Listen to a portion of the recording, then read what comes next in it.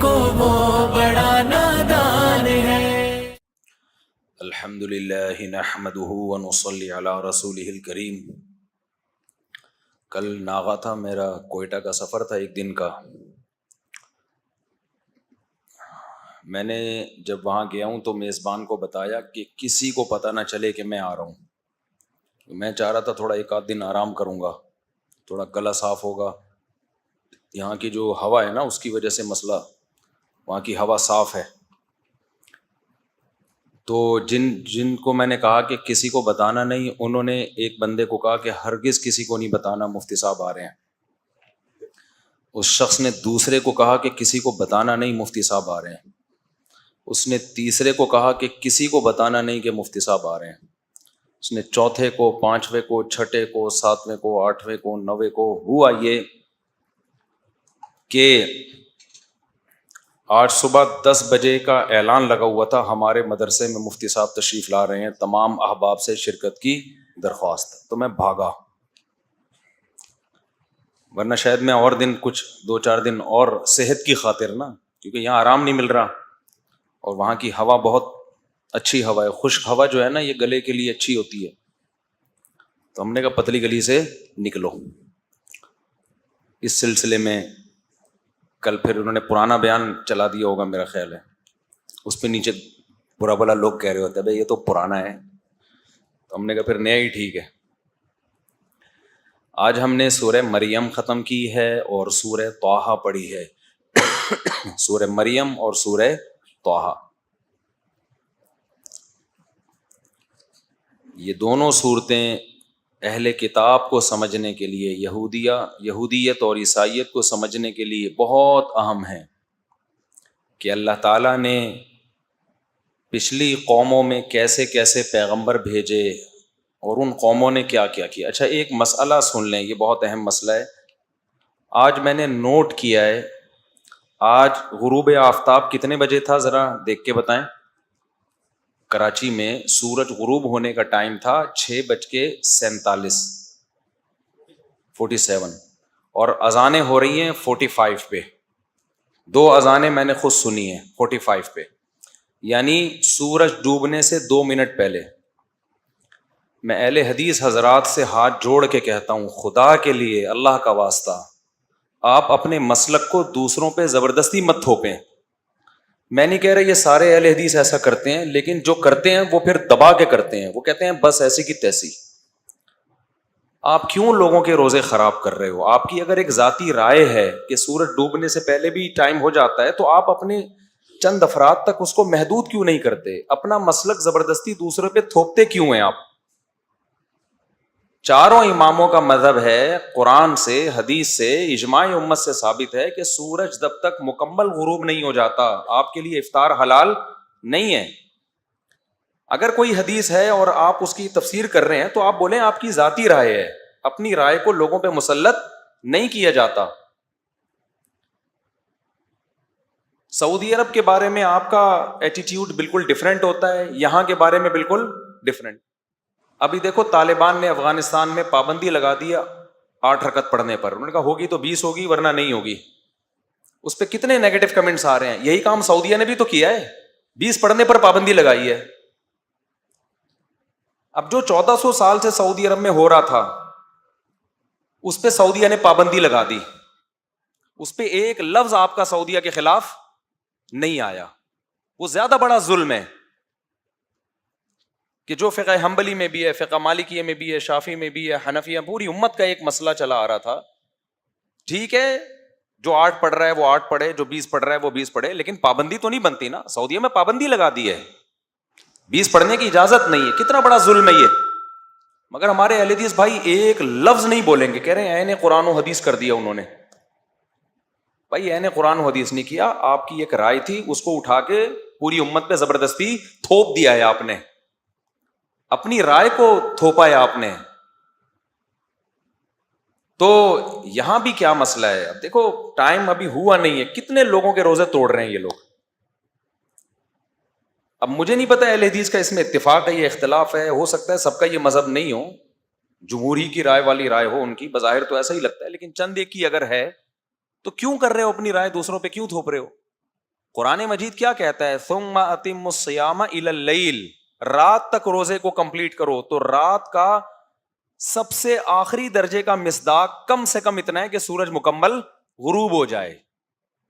اس سے پہلے تو رات کا کسی لغت کے لحاظ سے کوئی تصور ممکن ہے ہی نہیں. بعض لوگ یہ دلیل، اچھا ہمارے ہاں علماء کیا کہتے ہیں کہ جو نقشوں میں ٹائم لکھا ہوا ہے نا سورج غروب ہونے کا، جیسے 6:47 تھا آج، تو احتیاطاً 1-1.5 منٹ بعد افطار کریں. بعض لوگوں نے اس کا بھی مذاق اڑایا ہے کہ نبی نے تو جلدی افطار کا حکم دیا ہے اور یہ کیا کر رہے ہیں، 1-1.5 منٹ تاخیر کا حکم دے رہے ہیں. اور پھر دلیل بھی دی جاتی ہے کہ دیکھو پہاڑ پہ ایک شخص کو نبی کھڑا کرتے تھے، ایک صحابی، وہ جیسے ہی اشارہ کرتے نا سورج غروب ہو گیا ہے، ہمارے نبی فوراً تناول فرماتے تھے. اس حدیث سے استدلال درست نہیں ہے. وہاں پر 100% یقین ہوتا تھا، صحابی کی شہادت تھی کہ سورج کیا ہو گیا ہے، غروب. جب غروب ہو جائے فوراً افطار کریں، 1 سیکنڈ بھی تاخیر نہ کریں. جبکہ نقشوں میں جو ٹائم لکھا ہوتا ہے نا 6:47 اگر لکھا ہوا ہے، ماہر فلکیات کہتے ہیں یہ یقینی ٹائم نہیں ہوتا، اس میں چند سیکنڈ یا 1-8 منٹ اوپر نیچے ہوتا ہے. یہ ٹائمنگ تخمینی ہے، یقینی نہیں ہے. تو جب یقینی نہیں ہے تو اس کا مطلب 6:47 کا مطلب ہے ابھی یقین ہوا نہیں ہے کہ سورج غروب ہوا بھی ہے کہ نہیں ہوا. کوئی اگر پہاڑ پہ چڑھ کے اپنی آنکھوں سے دیکھ رہا ہے نا کہ ڈوب گیا ہے، پھر تو فوراً کھا لے وہ، لیکن ہم اپنی آنکھوں سے نہیں دیکھ رہے، ہم نقشہ دیکھ رہے ہیں. اب اس میں یقین نہیں ہے کہ غروب ہوا بھی ہے کہ نہیں ہوا، تو اس میں ماہر فلکیات کی بات کا اعتبار ہوگا. ہمارے شیخ حضرت مفتی رشید احمد صاحب فلکیات کے بہت ماہر تھے، انہوں نے تو پورے سال کے جہاں بھی آپ دنیا میں ہو نا وہ بتا دیتے تھے. لوگ ابھی بھی جامعۃ الرشید بھیجتے ہیں سوال کہ ہم ناروے میں ہیں، یہاں رہتے ہیں، تو آپ بتائیں سورج کے طلوع اور غروب کے اور سحری کے اوقات کے ہیں. جامعۃ الرشید بنا کے دے دیتا ان کو چارٹ. فلکیات کے ماہر ہیں جنہوں نے مفتی رشید احمد صاحب سے سیکھا ہے. تو ماہرین یہ کہتے ہیں کہ بھائی یہ یقینی نہیں ہے، ان میں کچھ فرق ہو سکتا ہے. تو اس لیے پہلے یقین ہونے دو کہ سورج غروب ہو گیا، یقین ہو پھر دیر نہ کرو. تو ہمارے نبی صلی اللہ علیہ وسلم جب پہاڑ پہ صحابی کو کھڑا کرتے تھے تو وہ بتاتے تھے کہ ڈوب گیا ہے، مطلب یقین ہو گیا نا ان کو. وہ تو اپنی آنکھوں سے دیکھ رہے ہیں، ہم آنکھوں سے نہیں دیکھ رہے ہوتے. ہم کیا دیکھ رہے ہوتے ہیں؟ کیلکولیشن جو کی ہے، اور اس میں اونچ نیچ ہو سکتی ہے اس کیلکولیشن میں. اس لیے کہا جاتا ہے بھائی جہاں سارا دن صبر کیا ہے، کیا مر جاؤ گے تھوڑا سا صبر نہیں کرو گے؟ اور فوراً حدیثیں پیش کرنا شروع کر دیتے ہیں، نبی نے تو افطار میں جلدی کی ہے، نبی نے تو افطار میں جلدی. ان حدیثوں کا کون منکر ہے؟ تبھی تو نبی صلی اللہ علیہ وسلم نے فرمایا علم کی بات آگے پہنچاؤ، کیونکہ بہت سے لوگ علم جانتے ہیں سمجھتے نہیں ہیں. یہ صحیح حدیث ہے. تو علم کی بات تو یہی ہے کہ افطار میں جلدی کریں، لیکن کب جلدی کریں؟ جب 100% یقین ہو جائے کہ سورج غروب ہو گیا ہے. ایک مسئلہ. دوسرا مسئلہ یہ سمجھ لو اچھی طرح، اسلام نے جو ہمیں احکام دی ہے نا ان میں آسانی بہت ہے، لچک نہیں ہے، یہ ذہن میں رکھو. دیکھو اسلام نے ہمیں حکم دیا کہ وضو کرو نماز پڑھو، وضو کے بغیر نماز ہوگی؟ اب جب 4 اعضاء کا دھونا فرض ہو گیا تو ایک بال کے برابر بھی جگہ خشک رہ گئی نا.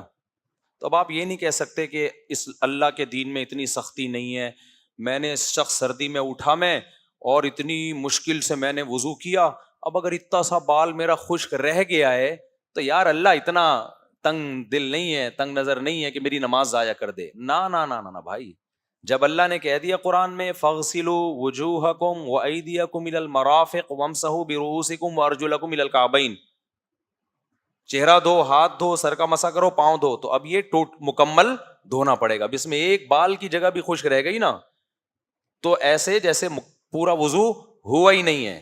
تو افطار میں بھی آپ نے سارا دن روزہ رکھا، 4 سیکنڈ باقی تھے، آپ نے کہا یار سارا دن تو رکھ لیا، اب 4 سیکنڈ سے کیا ہوتا ہے، چل 2 کھجوریں کھا لو. روزہ ٹوٹے گا بھی، 60 روزوں کا کفارہ بھی ہوگا. صبح توڑ دو یا شام کو توڑ دو برابر ہے. سمجھتے ہیں کہ نہیں سمجھتے؟ تو اس لیے جو یہاں پر اس طرح کر رہے ہیں جو حضرات بھی، تو ان کو جا کے سمجھائیں بھائی آپ لوگوں کا کیوں روزے ضائع کر رہے ہو، آپ کیوں ٹائم سے پہلے اذان دے رہے ہو؟ اگر آپ کا مسلک ہے تو آپ کوئی خاص قسم کا اناؤنسمنٹ رکھ دو اپنے مسلک کے لوگوں کے لیے. اپنی رائے پوری، یہاں تو احناف ہے نا، یہاں تو 99% احناف رہتے ہیں، اور پھر احناف بھی نہیں، شوافے کا بھی یہی ہے، شوافے بھی کچھ رہتے ہیں یہاں پہ. آپ زبردستی، اور سب اہل حدیث کا بھی میرا خیال ہے یہ مسلک نہیں ہے. تو یہ بہت بڑے مصیبت بنی ہوئی ہمارے لیے. تو روزے میں جو اذان اگر آپ نے دیکھ لیا نا ٹائم سے پہلے ہو گئی ہے تو پھر آپ نے اس پہ افطار نہیں کرنا. تو اس لیے اذانوں پہ رکھے ہی نہیں. کل کوئی اثر میں اذان دے دے گا, کل کوئی نیا مسلک آ جائے گا مارکیٹ میں کہ جی وہ آدھا گھنٹہ پہلے بھی ہو جاتی ہے, تو کیا کر لو گے آپ؟ دلائل تو ہر آدمی منجن تو بیچ رہا ہے بیٹھ کے. تو اپنا روزہ سارا دن کا خراب نہ کریں. ہاں یقین ہو گیا سورج غروب ہو گیا ہے, اب جلدی کریں افطار میں, اب دیر نہ کریں. چلو بھائی اب ہم پڑھتے ہیں سورہ طٰہٰ پڑھ لیتے ہیں. میرا خیال ہے سورہ مریم تو یہ سورہ مریم پڑھ لیں, سورہ طٰہٰ بعد میں کر لیں گے. دونوں بڑی دلچسپ صورتیں ہیں. اللہ نے سورہ مریم کو شروع کیا حضرت زکریا علیہ الصلوۃ والسلام سے. یہ مکہ میں نازل ہوئی ہے اور نبی صلی اللہ علیہ وسلم کا اس وقت یہود و نصارہ سے کوئی میل جول نہیں تھا, اور ایسے آیتیں نازل ہوتی تھیں. پھر یہ لوگ مشرکین مکہ کہتے تھے اصل میں یہ عیسائیوں اور یہودیوں سے سیکھتے ہیں یہ باتیں, ورنہ ان کو کہاں سے پتہ چل رہی ہیں. لیکن کمال کی بات ہے کہ قرآن نے اتنے خوبصورت انداز سے حضرت مریم کی, حضرت عیسیٰ کی پاک دامنی, موسیٰ علیہ السلام کی حیثیت, ابراہیم علیہ السلام کی حیثیت کو اتنے خوبصورت انداز سے بیان کیا کہ ایسا آج تورات اور انجیل میں بھی نہیں ہے. اللہ فرماتے ہیں ذکر رحمت ربک عبدہ زکریا, یہ تیرے رب کی وہ رحمت ہے جو اس کے بندے زکریا پر ہوئی. تھوڑا سا میں ہر سال نا پیغمبروں کا تھوڑا شجرہ بیان کرتا ہوں, تو مختصراً بیان کروں گا کیونکہ کئی سال میں نے ڈیٹیل میں بیان کیا ہے. تو پیغمبروں کا تھوڑا سا شجرہ آپ کے ذہن میں ہوگا تو پھر قرآن مجید کے ان واقعات کو سننے میں لطف بھی آئے گا, ایمان بھی تازہ ہوگا. سب سے پہلے پیغمبر تو ہیں آدم علیہ الصلوۃ والسلام, جن کا قرآن صرف اتنا ہی تذکرہ کرتا ہے کہ ان کو ہم نے کیسے بنایا اور فرشتوں کو حکم دیا سجدہ کرو. دعوت کا ان کا تذکرہ نہیں ہے کیونکہ پبلک کی مارکیٹ سے شارٹ تھی, وہ کس کو دعوت دیتے, سارے اپنے ہی بچے تھے. جڑواں بچے پیدا ہوتے تھے آدم علیہ السلام کے, تو اس میں جو جڑواں ہوتے تھے ان کو بہن بھائی سمجھا جاتا تھا, اور جو اگلے پیٹ سے ہوتے تھے وہ پچھلے پیٹ والوں کے لیے نامحرم سمجھے جاتے تھے. سمجھ رہے؟ تو بہن کے لیے جو دل میں جذبات ہوتے ہیں نا, یہ تو اللہ کے اختیار میں ہے نا, اللہ کے اختیار میں. تو اللہ تعالیٰ نے بہن قرار دیا تھا اس کو جو ایک پیٹ سے ہو. لڑکا لڑکی پیدا ہوئے یہ کیا ہے؟ بہن ہے. اگلے جو پیدا ہوئے وہ کزنوں کی طرح ہوتے تھے. یہ شروع میں بقائے نسل کے لیے ایسا رکھا گیا. پھر بعد میں جب ایک دفعہ نسل پیدا ہو گئی تو پھر جب ان کی شادیاں ہوئی ہیں, پھر ان کے جو بچے ہوئے ہیں, پھر وہ کزن سمجھے گئے, اور جو ایک ماں باپ کے تھے وہ بہن بھائی سمجھے گئے. سمجھتے ہو کہ نہیں سمجھتے؟ بیٹھ جاؤ میرا بچہ. تو ایسے ہی اسٹائل ہے بچوں کا, دیکھو بچے بھی نا وہ چھوڑو بھی. تو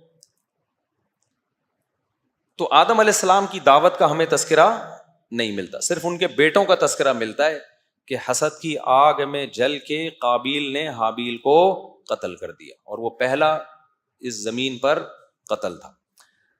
اس کے بعد کیا ہوا کہ شیس علیہ السلام آئے دنیا میں, پھر ادریس علیہ السلام آئے دنیا میں. یہ سارے قدیم پیغمبر ہیں, ادریس علیہ السلام, شیس علیہ السلام اور آدم علیہ السلام. یہ نوح علیہ السلام سے پہلے کے ہیں. ہوا یہ کہ اس وقت تک زمین میں شرک نہیں تھا, نافرمانی تھی, قتل و غارت بھی, اور بھی جو بھی برائیاں ہوتی ہیں. اور برائیوں پر اللہ نے کہا ہے کہ جہنم میں سزا ملے گی, لیکن سزا کھانے کے بعد ایک نہ ایک دن جہنم سے نکل جاؤ. سب سے پہلا شرک آیا نوح علیہ الصلوۃ والسلام کے دور میں. نوح علیہ السلام کے دور میں شرک کہاں سے آیا؟ جو نیک لوگ تھے نا, کیونکہ آدم علیہ السلام کی تو اولاد توحید پرست تھی, تو جس کو وہ دیکھتے, اب یہ پتہ نہیں ہمیں کہ نوح علیہ السلام اور آدم علیہ السلام میں وقفہ کتنا ہے, 1000 سال ہے, 20,000 سال ہے, 40,000 سال ہے, 1 کروڑ سال ہے, کچھ بھی ہمیں معلوم نہیں ہے. کچھ اندازے ہیں. بعض حضرات کا اندازہ یہ کہ آج سے لے کے اب تک جو ابراہیم علیہ السلام کا دور ہے وہ 10,000 سال تک کا ہے, لیکن یہ بھی تخمینے ہیں, اس بارے میں تحقیق اس کو تو نہیں کہتے نا, ایک اندازے ہوتے ہیں. اندازہ تو پھر اندازے کے طور پہ بیان کیا جا سکتا ہے, ہمیں نہیں پتا, لیکن اتنی بات ہے کہ طویل زمانہ ہے. کیونکہ آدم علیہ السلام کا قد صحیح حدیث سے پتہ چلتا ہے 60 گز تھا. 60 گز سمجھتے ہو؟ 1 گز تقریباً 3 فٹ کا ہوتا ہے. تو اتنا بڑا قد. کل ایک باپ بزرگ آئے مجھ سے پوچھنے لگے کہ آدم علیہ السلام کا قد 60 گز تھا, یہ ثابت ہے حدیث سے؟ میں نے کہا جی. کہہ رہے پھر ان کی بیوی کا قد نارمل تھا یا وہ بھی 60 گز؟ میں نے کہا حضرت کیسی باتیں کر رہے ہیں آپ. میں نے کہا ظاہر ہے ان کی بیگم بھی اما ہوا جو ہماری ماں تھیں وہ بھی کتنا قد تھا, وہ بزرگ تھے, بوڑھے آدمی تھے. تو پھر مجھے کہنے لگے ہم نے سنا ہے کہ وہ بہت خوبصورت تھیں, دنیا کی سب سے خوبصورت عورت تھی حضرت حوا. میں نے کہا یہ رپورٹیں میرے پاس نہیں ہے. خیر, اور پھر عمریں بھی لمبی. ظاہر ہے جب اتنا اونچا قد ہے تو پھر ہر چیز اس سے مطلب, اور ویسے بھی زمین میں کوئی ہے نہیں نا, تو انہوں نے ہی آباد کرنا تھا. ایسا لگتا ہے کہ ان کی عمر بھی بہت لمبی تھی. اچھا, یہ ایتھیس لوگ اس پہ بھی اعتراض کرتے ہیں کہ اتنا لمبا قد تھا تو اس زمانے میں ہمیں اتنے بڑے بڑے ڈھانچے ملتے کیوں نہیں؟ بھائی آبادی بہت تھوڑی تھی. جب اتنی تھوڑی آبادی تھی تو وہ کہاں گئے ہمیں کیا پتا کہاں گئے؟ زمین کوئی چھوٹی تھوڑی ہے, اور ویسے بھی کوئی مل گیا تو آپ ڈائناسور کے کھاتے میں ڈال دو گے اس کو. اچھا, بلکہ یہ ڈائناسورز کا وجود بتا رہا ہے کہ اس زمانے میں مخلوق کا قد بہت بڑا تھا. دیکھو جب آدم علیہ السلام کا قد اتنا بڑا تھا تو اس زمانے کی چھپکلیاں بھی ایسے ہی ہوتی ہوں گی نا, کیا خیال ہے؟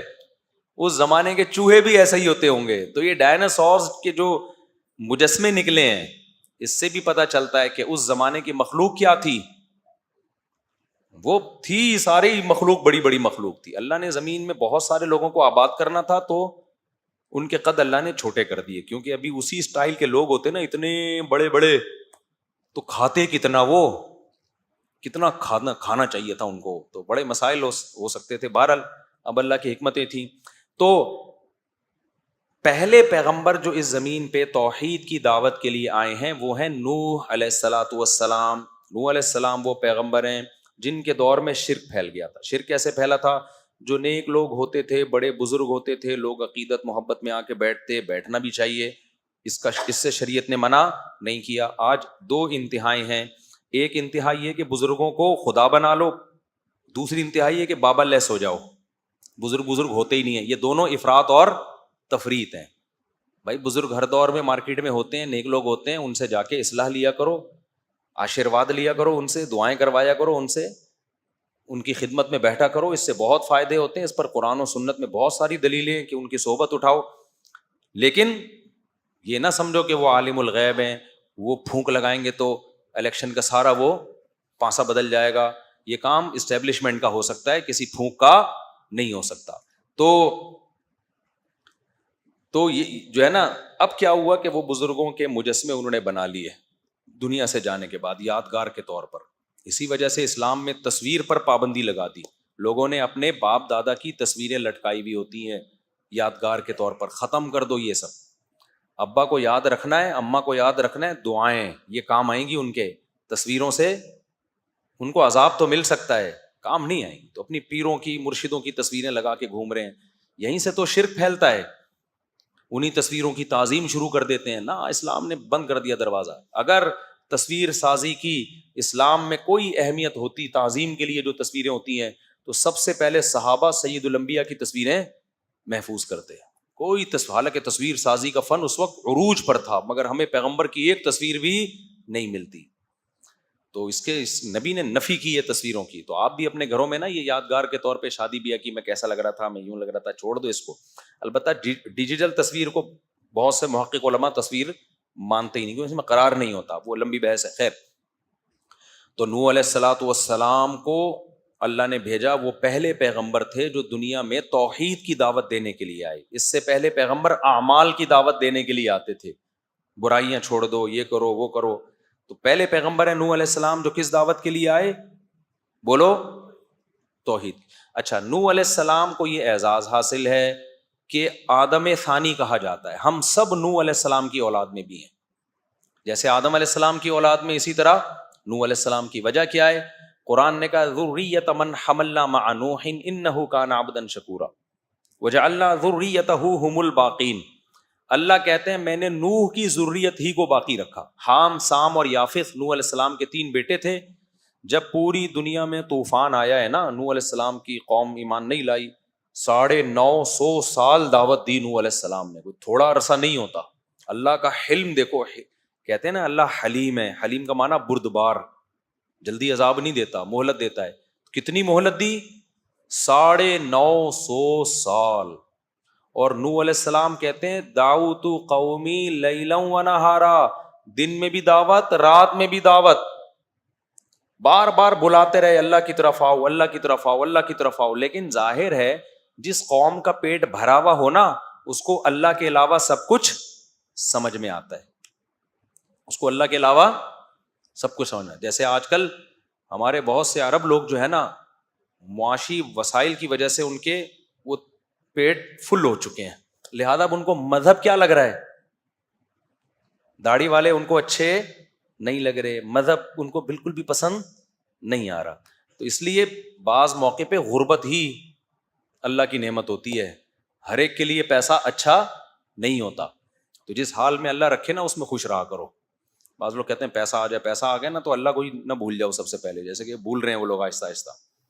تو اب کیا ہے، تو قوم کے پاس وسائل تھے، نوح علیہ السلام بلاتے رہے اللہ کی طرف آؤ، توحید جس نے پیدا کیا اس کو پکارا کرو، وہ اس کو پکارا کرو، مت پکارو ان پتھروں کے بنی ہوئی مورتیوں کو، خالق وہ ہے، مالک وہ ہے۔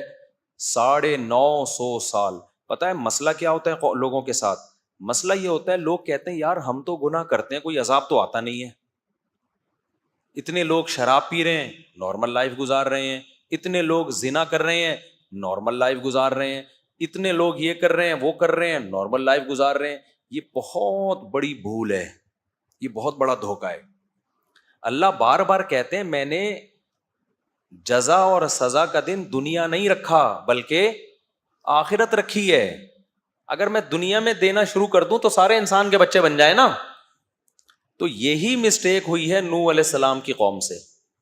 نوح علیہ السلام نے کہا عذاب آئے گا، اللہ سے توبہ کرو، استغفار کرو، توبہ کرو۔ 950 سال تک قوم دیکھتی رہی، 950 سال سے ہم سن ہی رہے ہیں، اب تک تو عذاب آیا نہیں۔ وہ دلائل میں غور نہیں کر رہے کہ جس اللہ نے تمہیں بنایا ہے، جس نے پیدا کیا، تم خود تھوڑی بنے ہو۔ الم تروا کیف خلق اللہ 7 سماوات طباقا وجعل القمر فیہن نورا وجعل الشمس سراجا خلقکم اطوارا، کیسے ماں کے پیٹ میں اس نے تمہیں کیسے پیدا کیا ہے، خون سے گوشت، گوشت سے ہڈیاں، ہڈیوں سے آنکھیں، گوشت سے آنکھیں، ناک، دل، یہ سارے اسٹیپ بائی اسٹیپ آٹومیٹیکلی تھوڑی ہو رہے ہیں۔ لیکن میں نے بتایا جب پیٹ بھرا ہوا ہوتا ہے تو اللہ رسول کے علاوہ سب کی باتیں سمجھ میں آتی ہیں۔ قوم کا پیٹ بھرا ہوا تھا، ان کو نوح علیہ السلام بالکل بھی سمجھ میں نہیں آ رہے تھے۔ تو اب کیا ہوا؟ اللہ کہتے ہیں پوری قوم کو میں نے تباہ و برباد کیا۔ نوح علیہ السلام کا واقعہ تو جہاں آئے گا میں انشاءاللہ وہ تفصیل سے بتاؤں گا۔ پوری قوم تباہ کر دی اللہ نے۔ تو نوح علیہ السلام کا ایک بیٹا کنعان، وہ بھی عذاب میں تباہ ہو گیا۔ 3 بیٹے جو کشتی میں سوار ہوئے، حام، سام اور یافث، ان 3 بیٹوں سے نسل چلی ہے نوح علیہ السلام۔ اب ہم میں سے کوئی حام کی اولاد میں، کوئی یافث کی اولاد میں، کوئی سام کی اولاد میں، لیکن یہ تینوں سلسلے جا کے کہاں ملتے ہیں؟ اب یہ انڈونیشیا اور ملیشیا والے لگ رہا ہے سب ایک ماں باپ کی اولاد ہیں، ایک جیسی شکلیں بالکل۔ انڈونیشیا کے کچھ لوگ آئے نا حج کرنے کے لیے، تو ہمارے استاد سے بوڑھے تھے، بزرگ تھے، انہوں نے کہا یار یہ سب کی شکلیں ایک جیسی، لگتا ہے سب ایک ماں باپ کے بچے ہیں یہ، ٹھیک ہے نا۔ تو ہم لوگوں میں لگتا ہے کہ ایک مختلف قوموں کا اختلاط ہوا ہے، لیکن انڈونیشین کے بارے میں، ملیشین کے بارے میں لگتا ہے کہ ایک ہی ماں باپ، کہیں ابا اماں گئے تھے ملیشیا یا انڈونیشیا، پھر کہیں اور انہوں نے شادی کی نہیں، بالکل ایک جیسے۔ چائنا والے بھی ایسے ہی ہیں، تبھی چائنا والے دوسری شادی نہیں کرتے، ان کو پتہ ہے پہلی بیوی بھی اسی شکل کی ملے گی جس شکل کی دوسری بھی اسی شکل کی ملے گی جس شکل کی پہلی ہے۔ چائنا میں اسی وجہ سے رواج نہیں ہے، ہمارے یہاں اپنی ڈفرینٹ چہرے ہیں۔ تو چائنا میں کیا ہے، ایک ماں باپ کی اولاد ہے۔ خیر، تو اللہ میاں نے اب نوح علیہ السلام جو جب دوبارہ آباد ہوئے، یعنی نوح علیہ السلام کی کشتی جودی پہاڑ پہ ٹھہری، پھر اللہ نے خوب آپ کی اولاد میں برکت دی، خوب اولادیں ہوئی آپ کی، اور پھر یہ سلسلہ چلتے چلتے چلتے چلتے یہ جو سلسلہ چلا ہے بالآخر ابراہیم علیہ السلام تک آیا ہے۔ تو حضرت ابراہیم علیہ الصلاۃ والسلام جو تھے، یہ پھر ان کی قوم میں شرک آیا، ابراہیم علیہ السلام نے دعوت دی، اور ابراہیم علیہ الصلاۃ والسلام کو اللہ نے اتنی آزمائشوں میں ڈالا، اتنی آزمائشوں میں کہ اللہ کہتے ہیں کہ ہر آزمائش میں ابراہیم علیہ السلام پورا اترے۔ ابراہیم علیہ السلام کی جو تاریخ ہے نا وہ ہم سے وہ یقینی ہے، یعنی یقینی کا مطلب تقریباً یقینی، وہ تقریباً 4000 سال پرانی تاریخ ہے، 4 یا بلکہ 3600 آپ کہہ لیں، کیونکہ نبی صلی اللہ علیہ وسلم اور ابراہیم علیہ السلام کا زمانہ تقریباً 2000 سال کا ہے، کیونکہ اس کی ہسٹری کیا ہے وہ تقریباً محفوظ ہے، کیونکہ ابراہیم علیہ السلام کے بعد نا دنیا میں علم بھی بہت پھیلا ہے، پھر ان کی اولادوں میں، اب ان کی اولادوں کا تذکرہ قرآن میں، تورات میں، انجیل میں، پھر کیونکہ یہودیوں نے بھی ان کی تاریخ محفوظ رکھی ہے نا، تو وہ سلسلہ نبی صلی اللہ علیہ وسلم سے ہم تو 1400 سال ہو گئے، 1445 سال ہو گئے، اور اس سے پہلے 2000 سال، سمجھتے ہو؟ تو ابراہیم علیہ الصلاۃ والسلام کے بھانجے ہیں حضرت لوط علیہ الصلاۃ والسلام، جو گئے تھے قوم لوط، جن لڑکوں سے بدفعلی کرتی تھی وہ قوم، لوط علیہ السلام نے جا کے ان کو سمجھایا اور وہ قوم نہیں مانی، تو اللہ نے پوری قوم کو پٹخ کے ہلاک کر دیا۔ تو لوط علیہ الصلاۃ والسلام تھے، پھر ابراہیم علیہ السلام کو اللہ نے بہت بڑی آزمائشوں میں ڈالا، تو ابراہیم علیہ السلام جب تمام آزمائشوں میں پورے اترے تو اللہ نے ابراہیم علیہ السلام کو جو خوشخبریاں دیں ان میں ایک یہ کہ اب جتنے بھی پیغمبر آئیں گے وہ آپ کی اولاد میں ہوں گے، نبوت کو جاری کرے گا۔ اس لیے ابراہیم علیہ السلام کے 2 بیٹے، ایک اسماعیل علیہ السلام اور ایک اسحاق علیہ السلام۔ اسماعیل علیہ السلام حضرت ہاجرہ کی اولاد میں تھے، اور اسحاق علیہ السلام آپ کی پہلی زوجہ حضرت سارہ ان کی اولاد میں تھے۔ اچھا، یہ جو دوسری شادی حضرت سارہ نے ہی کروائی تھی حضرت ابراہیم علیہ السلام کی، لیکن پھر بڑی ٹینشن میں آئی تھی، وہ جب کروا تو دی لیکن کافی ٹینشن میں آئی تھی، تو اس سے پتہ چلتا ہے کہ یہ نیچرل ہے عورت کا سوکن کی وجہ سے ٹینشن لینا۔ تو ابراہیم علیہ السلام نے حضرت ہاجرہ کو رکھا کہاں؟ پھر مکہ لے گئے تھے۔ اس سے پتہ چلتا ہے بھائی 2 بیویوں کو ایک ساتھ مت رکھو، سمجھتے ہو؟ اگر آپ نے 2 یا 4 کو ایک گھر میں رکھا، خود آپ کو کسی بیابان میں جا کے رہنا پڑے گا۔ ابراہیم علیہ السلام نے اللہ کا حکم بھی تھا اس میں، بھائی وہاں لے جاؤ ان کو۔ تو اسماعیل علیہ السلام وہاں پیدا ہوئے، اسماعیل علیہ السلام تو تھے وہاں، وہ جو پھر جو واقعہ ہوا جو ہم دوڑ لگاتے ہیں صفا مروہ پہ، اور ادھر اسحاق علیہ السلام حضرت ابراہیم علیہ السلام کے بیٹے، اسحاق علیہ السلام بھی پیغمبر، اللہ نے آپ کو خوشخبری دی کہ اسحاق کے بیٹے یعقوب ہوں گے، آپ کے پوتے، وہ بھی کیا ہوں گے؟ پیغمبر ہوں گے۔ تو اسحاق علیہ السلام کے بیٹے یعقوب بھی پیغمبر، یہ سارے ارض شام میں گزرے ہیں پیغمبر، جن کا قبلہ بیت المقدس تھا، سمجھتے ہو نا، جس پہ آج یہودی تسلط کی کوشش کر رہے ہیں۔ پھر اسحاق جو یعقوب علیہ السلام جو ابراہیم علیہ السلام کے پوتے تھے نا، ان کے پھر آگے بیٹے ہوئے یوسف علیہ السلام، انہوں نے بھی 2 شادیاں کی تھی یعقوب علیہ السلام نے، کی تو زیادہ تھیں لیکن جب سورہ یوسف میں 2 کا تذکرہ ملتا ہے، باقی کی انہوں نے اور بھی زیادہ ہیں، تاریخی کتابوں میں ملتا ہے۔ خواتین سے معذرت، اب کر رہے ہیں تو میں کیا کروں بھائی، یہ تو پیغمبروں کی سنت ہے نا۔ اور پتہ ہے یعقوب علیہ السلام نے تیسری شادی اس وقت کی ہے جب یوسف علیہ السلام گم ہو چکے تھے، اس لیے امام احمد بن حنبل کی طرف یہ قول منسوب ہے کہ اتنے غم میں بھی یعقوب علیہ السلام نے نکاح نہیں چھوڑا، اتنے غم میں بھی۔ تو یہ جو کام ہے نا شادی کرنا، اصل تو یہ کہ کرنا ہی ہے، یہ چاہے ٹینشن میں ہو، خوشیوں میں ہو، پیسہ ہے، غربت ہے، نہ کرنا کسی مجبوری سے ہوگا۔ تبھی قرآن نے کہا کہ اگر تم 2 3 کرو، اگر خوف ہو کے عدل نہیں کر سکتے پھر 1 کرو۔ تو اصل اسلام میں کیا ہے؟ خوش بہت ہوتے ہیں، ہمت ہے نہیں آپ لوگوں میں، ابھی سب دیکھو کیسے چہرے پہ خوشی آئی ہوئی ہے، کرنا کرانا کچھ بھی نہیں ہے۔ خیر، تو اب کیا ہوا، ادھر یعقوب علیہ السلام کے بیٹے یوسف علیہ السلام، اب یوسف علیہ الصلاۃ والسلام چونکہ گم گئے تھے تو مصر میں چلے گئے فروخت ہو کے، تو مصر میں پھر یوسف علیہ السلام کی حکومت قائم ہوئی، اور پھر یعقوب علیہ السلام بھی کہاں چلے گئے؟ جب آپ کے بیٹے مصر کے بادشاہ بنے ہیں کہ یعقوب علیہ السلام بھی کہاں چلے گئے؟ مصر۔ جب وہاں گئے ہیں تو بنی اسرائیل شام سے نکل کے، فلسطین سے نکل کے کہاں چلے گئے؟ مصر جا کے آباد ہو گئے۔ اب یہ جو مصر تھا نا، یہ بنی اسرائیل کا اپنا وطن نہیں تھا، یہاں یہ لوگ تھے اجنبی، لیکن حکومت ان کے پاس آ گئی کیونکہ انہوں نے، یوسف علیہ السلام نے قحط کے دنوں میں مصر کی جو غیر مسلم اسٹیٹ تھی اس کو تباہ و برباد ہونے سے بچایا۔ پہلے وزیر خزانہ لگے اس میں یوسف علیہ السلام، اور جب مصر کی حکومت پہ انہوں نے اتنی مدد کی تو پھر بادشاہ بھی وہی بن گئے.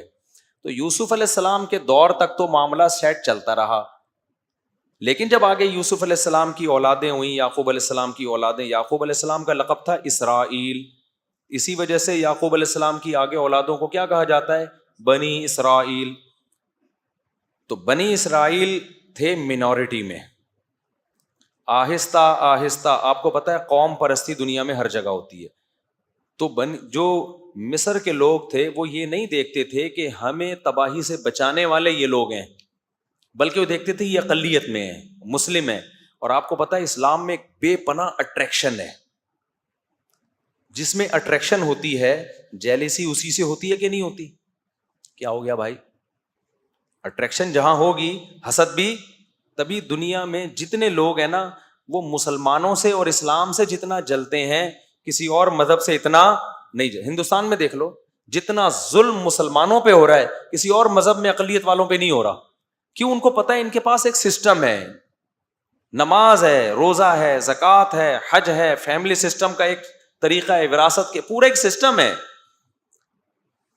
ڈاکٹر ذاکر نائک کو 1 سال کے لیے انڈیا میں آزاد چھوڑ دو آپ, یا ان جیسے کسی آدمی کو جو اس طرح اوپنلی تبلیغ کرے, آدھا انڈیا مسلمان ہو جائے گا, کیونکہ کسی کے پاس دلائل کی دنیا میں جواب نہیں ہے. تبھی تو یہ لوگ باتیں کرتے ہیں, آزادی دیتے نہیں ہیں کسی کو. تو وہی کام جو آج انڈیا میں مسلمانوں کے ساتھ ہو رہا ہے نا, وہی کام مصر میں بنی اسرائیل کے ساتھ شروع ہو گیا. حکمران آتے رہے, انہوں نے کہا بھائی یہ کب سے حکومت کے حقدار ہو گئے, مصر تو ہمارا ہے, یہ تو موصلے ہیں موصلے. لہذا آہستہ وہ تھے منورٹی میں, ان کو حکومت سے بھی نکالا, حکومت سے نکالنے کے بعد ان پہ ظلم کیا, بادشاہ مسلط ہوتے رہے. ہر مصر کے ہر بادشاہ کو فرعون کہا جاتا تھا, لقب تھا یہ. تو فرعون, مختلف قسم کے فرعون آتے رہے اور اقلیت میں ہونے کی وجہ سے ان پہ ظلم کرتے رہے, لیکن ان کو ایک کھٹکا لگا رہتا تھا کہ یار یہ ہیں حق پرست. جو حق پر ہوتا ہے نا اس میں ایک خاص طاقت ہوتی ہے جو اسے موٹیویٹ کرتی ہے. تو ظلم کرتے کرتے ان کو غلام بنا لیا. کافی طویل عرصہ بنی اسرائیل نے غلامی کی زندگی گزاری. اللہ تعالیٰ کو ترس آیا بنی اسرائیل پر, اور اللہ نے حضرت موسیٰ علیہ السلام کو بنی اسرائیل کی قیادت کے لیے پیدا کیا, اور کمال کر دیا کہ فرعون ہی کے گھر میں فرعون کے دشمن کو اللہ نے بڑا کر کے دنیا کو دکھا دیا کہ دنیا میں ہر ایک سے لڑا جا سکتا ہے, اللہ کی تدبیروں سے نہیں لڑا جا سکتا. وہیں پال کے دکھایا اللہ نے کہ جس سے تو ڈرتا ہے نا وہ تیرے ہی محل میں پلے گا.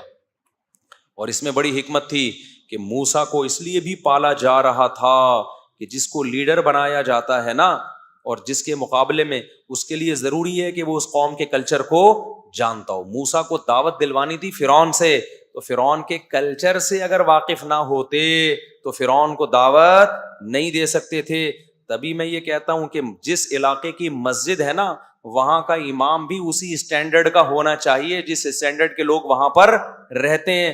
اگر آپ کسی گاؤں دیہات بھینسوں باڑوں والے جگہ سے کسی امام کو لا کے ڈیفینس کلفٹن گلشن اقبال کا امام بنا دیں گے, وہ وہاں پہ صحیح طرح سے لوگوں کو گائیڈ بولو نہیں کر سکے گا. اس سے بڑے نقصان ہوتے ہیں. تو اس کو کچھ نہ کچھ ان کی مینٹل لیول میچ کرنا چاہیے, وہ ان کے لب و لہجے سے واقف ہو. تو موسیٰ سے دعوت دلوانی تھی کس کو؟ فرعون کو. تو اس لیے پلایا کس محل میں؟ فرعون ہی کے محل میں. وہ جا کے آنکھوں میں آنکھیں ڈال کے بات کر سکتے ہیں ان سے. تو اللہ تعالیٰ کیا فرماتے ہیں, ہاں اب کیا ہوا, موسیٰ علیہ الصلوۃ والسلام کے ذریعے پھر فرعون کی حکومت کا خاتمہ ہوا. سورہ طٰہٰ میں آج اس پر پورا بیان تھا, وہ ہم کسی اور وقت انشاءاللہ کریں گے. آج سورہ مریم کو ہم تھوڑا سا جلدی سے کرتے ہیں. تو فرعون کی حکومت کا موسیٰ علیہ السلام کے ذریعے خاتمہ ہو گیا, اور پھر پورا وہ حکومت دوبارہ کس کی آ گئی؟ بنی اسرائیل. پھر اللہ نے بنی اسرائیل کو حکم دیا کہ کچھ کام اللہ نے خود کر دیے جو تمہارے بس میں نہیں تھے. اچھا, موسیٰ علیہ السلام کو اللہ نے یہ نہیں کہا کہ فرعون کے خلاف بغاوت کرو. وجہ اس کی یہ تھی کہ اسلام بھی گراؤنڈ ریئلٹی کو دیکھتا ہے. بہت پاورفل حکومت تھی جو اپنے اوپر ظلم سہ رہی تھی, وہ ظلم کے خلاف آواز نہیں کرتی, وہ بندوقیں توپیں لے کے فرعون کے محل پہ چڑھائی کیسے کرتی. تو گراؤنڈ ریئلٹی یہ تھی کہ بھائی ان سے لڑا نہیں جا سکتا, اس لیے صبر صبر صبر. استعینوا باللہ واصبروا, اے میری قوم اللہ سے مدد کرو, مدد طلب کرو اور صبر کرو.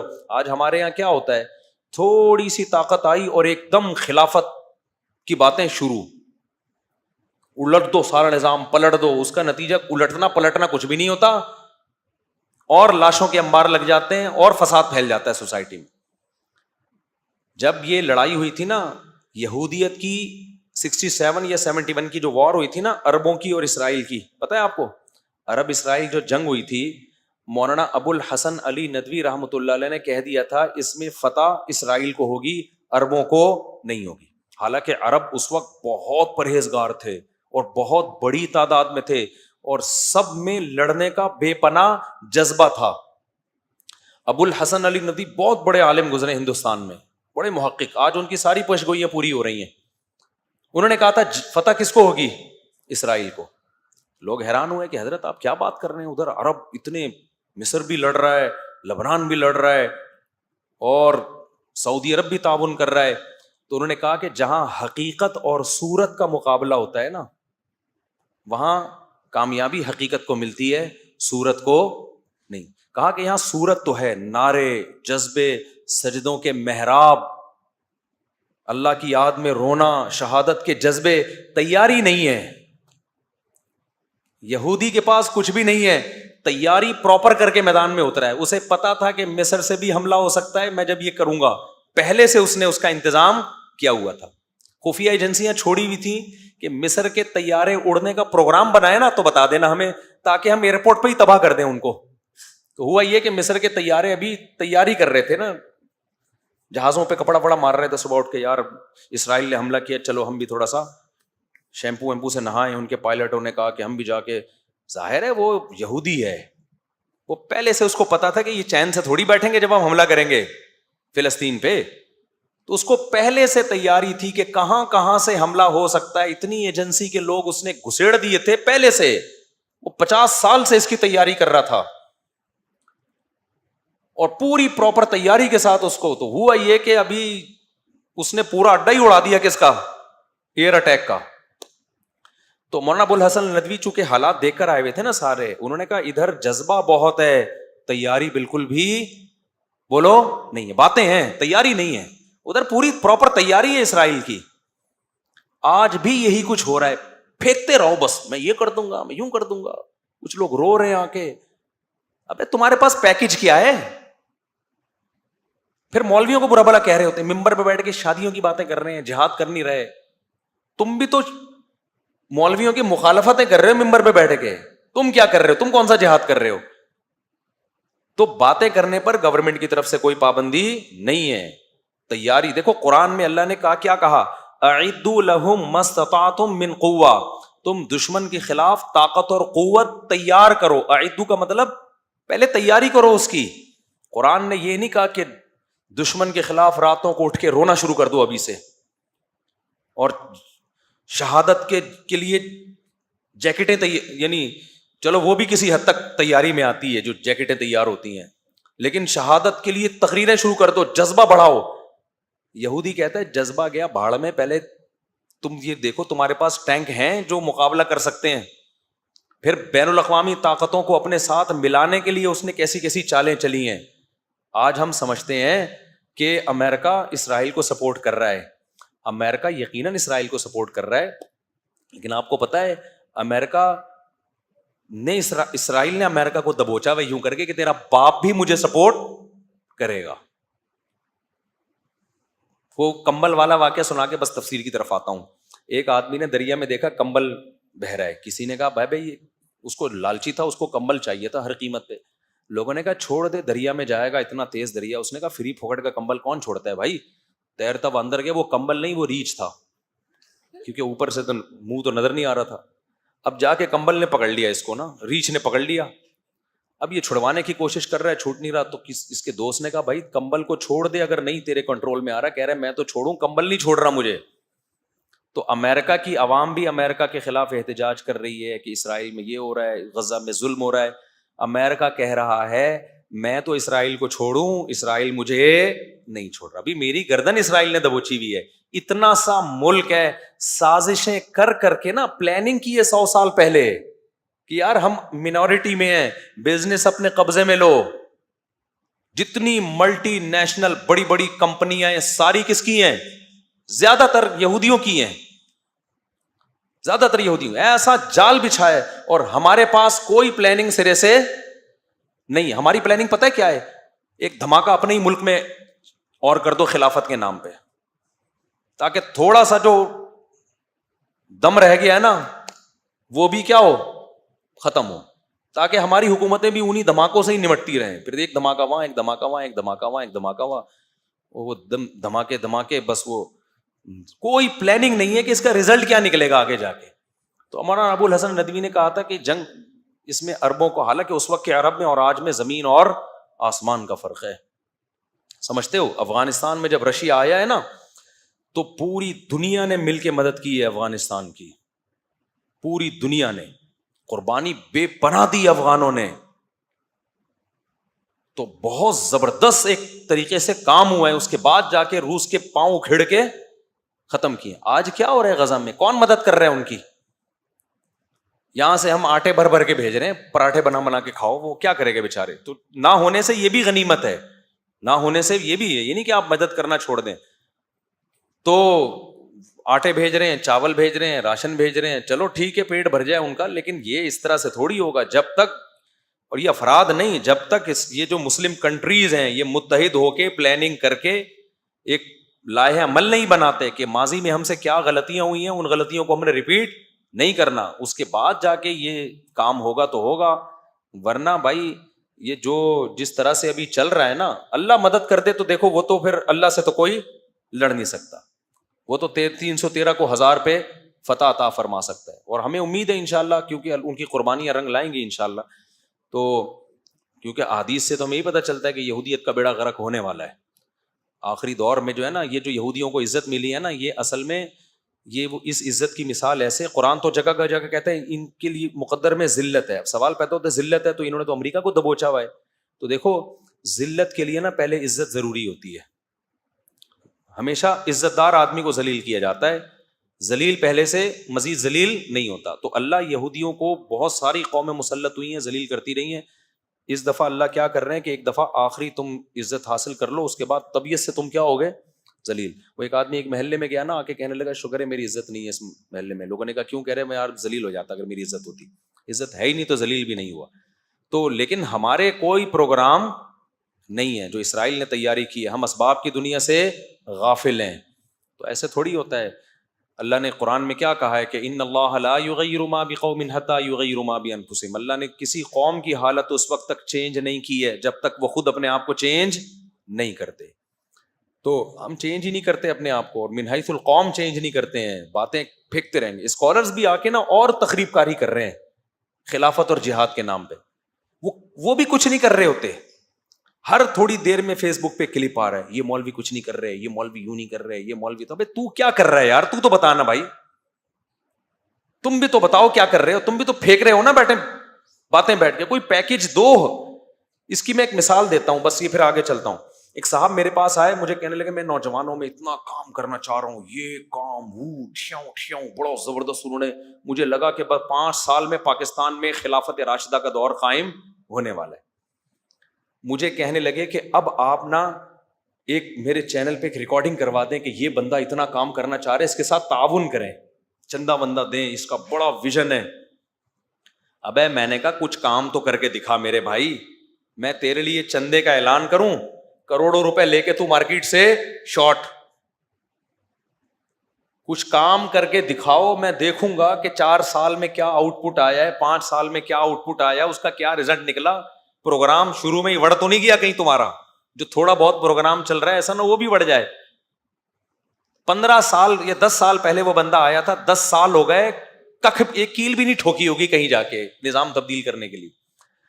تو آپ کچھ کرو نا. اگر کوئی پازیٹو کام کرتے ہو تو وہ کیا ہے شاعر نے کہا ہے نا کہ لوگ شامل ہوتے رہیں گے، کارواں بنتا رہے گا. کام کرو آپ، خود پبلک دیکھے گی. تبلیغی جماعت 2 آدمیوں نے شروع کی تھی اور آج پوری دنیا میں ہے یا نہیں ہے؟ کوئی پبلسٹی کی، کوئی پمفلٹ لگایا انہوں نے، لوگوں نے دیکھا یار کام ہو رہا ہے، شامل ہوتے چلے گئے. اب اتنے بڑے بڑے اجتماع ہو رہے ہیں کہ ان کے لیے کنٹرول کرنا ممکن نہیں ہے. تو اس لیے یہ جو سوشل میڈیا کی دنیا سے اپنے آپ کو نکالو. خیر، تو بھائی کیا ہوا؟ موسیٰ علیہ السلام کے ذریعے اللہ نے فرعون کی حکومت کا خود ہی خاتمہ کر دیا. خاتمہ اللہ نہیں کیا کیونکہ کمزور تھے موسیٰ علیہ السلام، لڑ نہیں سکتے تھے.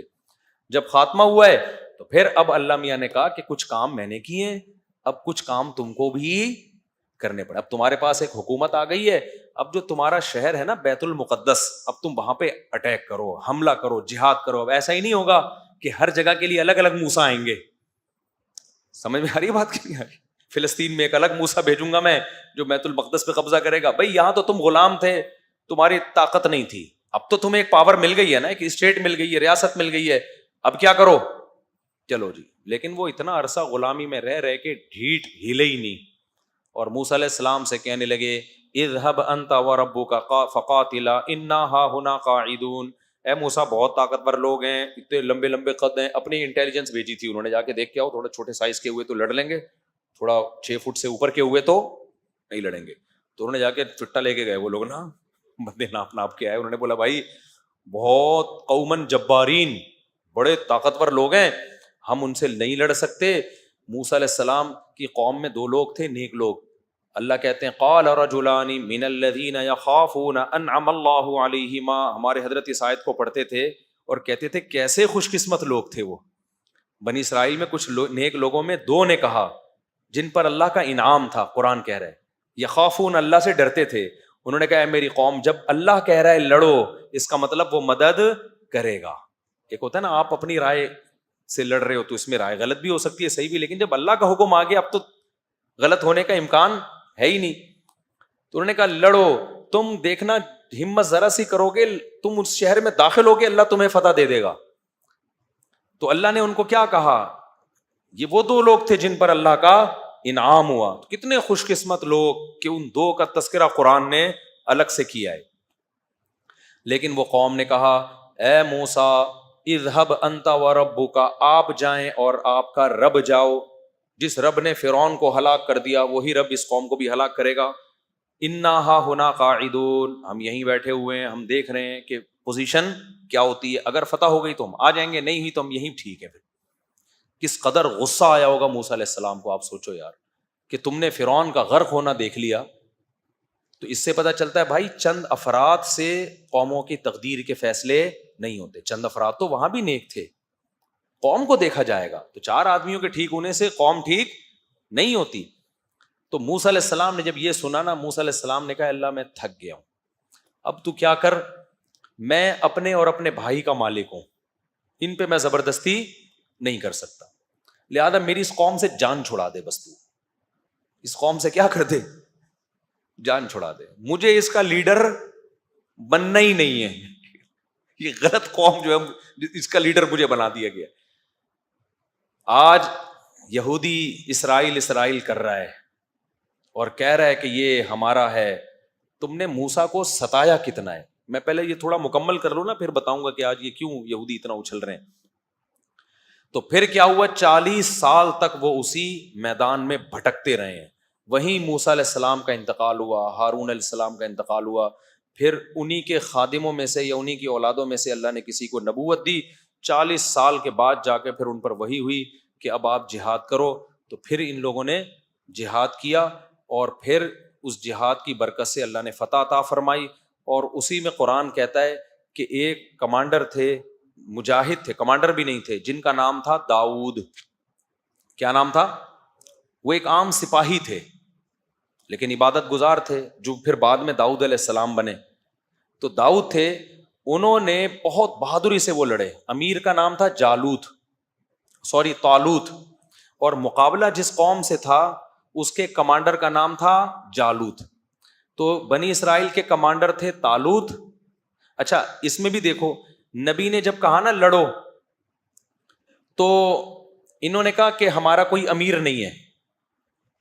تو نبی نے اللہ کے حکم سے طالوت نامی بنی اسرائیل کے کسی بزرگ کو، کمانڈر کو امیر بنا دیا. کس کو امیر بنا دیا؟ یہ سبق یاد کر لینا تھوڑا سا. طالوت.